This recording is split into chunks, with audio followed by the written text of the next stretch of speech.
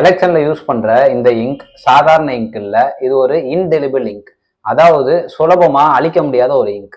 ஏன் இதை ஈஸியா அழிக்க முடியல? இந்த இங்க்ல யூஸ் பண்ணியிருக்க மெயின் இன்கிரீடியன்ட் சில்வர் நைட்ரேட். இது நம்ம மேல் தோல்ல மட்டும் இல்லாம ஆழமா பதிஞ்சிரும். நம்ம சன்லைட்ல எக்ஸ்போஸ் ஆகும்போது இன்னும் டார்க் ஆகும். இது ஒரு போட்டோ கெமிக்கல் ரியாக்ஷன்.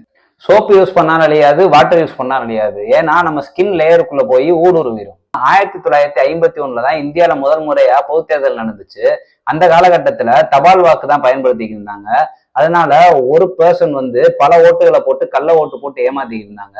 இதை தடுக்கும் வகையில தான் இந்த இங்கை யூஸ் பண்ண ஆரம்பிச்சாங்க. இதை தடுக்கும் விதமா தான் எலெக்ஷன் கமிஷன் 1960கள்ல ராஜா ஆஃப் மைசூர் அப்படின்ற ஒரு ஆள் தொடங்கப்பட்ட இந்த Mysore paints and varnish limited அப்படின்ற ஒரு கம்பெனிக்கு பிரைவேட் செக்டர்ல இருந்து பப்ளிக் செக்டரா மாத்தி அவங்களுக்கு லைசன்ஸ் வழங்கி அவங்க தான் இப்ப இந்தியா ஃபுல்லா இந்த இங்கை ப்ரொடியூஸ் பண்றாங்கன்றத தெரிஞ்சுக்கோங்க.